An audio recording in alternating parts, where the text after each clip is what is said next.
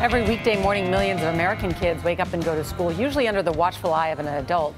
But in Japan, children are expected to make the journey alone.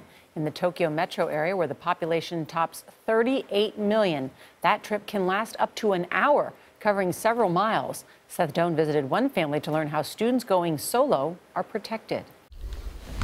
From 5:30 to 6:30 a.m. on school days, Ruhei Sato's routine looks like pretty much any first graders. This being Japan, breakfast is rice with fish eggs and seaweed, but otherwise it feels familiar. It's what comes next that's so surprising. It takes you 55 minutes to get to school? Yes. And you'll do this all alone? Yes. Is that strange? No. Take a look at the trip he takes solo. It's a 10-minute walk to the station where he swipes his card like a veteran commuter. There are trains to catch and rush hour crowds to contend with. Then there's a transfer to a second train and another walk all alone at age 7.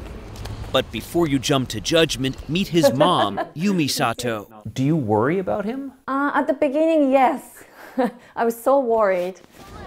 In Japan, parents are encouraged to let their kids go to school alone. In fact, it's mandated at Sato's school. It's a culturally indoctrinated understanding that children are supposed to be independent by the time they start grade school, really. So that's age 6. Teru Clavel is a Japanese-American sociologist now living in Tokyo. She's also a mom who's about to let her own daughter commute to school alone. In Japanese, it's kawaii ko ni wa tabi o saseo.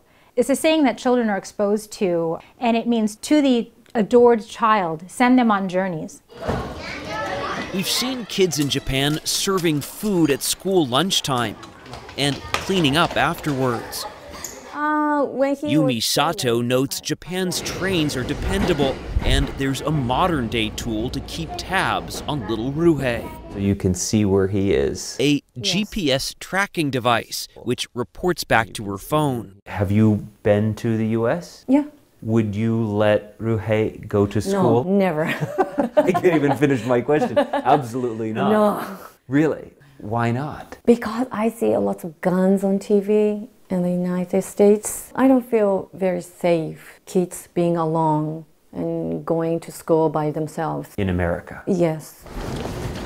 Japan has a relatively low crime rate, and the yellow flap on Sato's backpack marks him as a first grader. The community is expected to keep close watch. There are newspaper stories about pedophiles. There are subway cars in Tokyo that have been made for only women, so there's no groping. Do these parents have a sort of false sense of security here? Every parent has to assess what he or she is comfortable with. Absolutely, there's crime in Japan, there's danger, but you have to weigh that against giving your child some freedom and being confident that you've given your child the tools to be able to navigate that. You made it okay? Yes. Returning from school, the 7-year-old seemed unfazed by any debate of his daily journey. Why do America's children can't go to school by himself? Why do Americans not go to school alone? It's just seen as something an adult does. To take these trains that you take, to go all alone, seems like a big deal.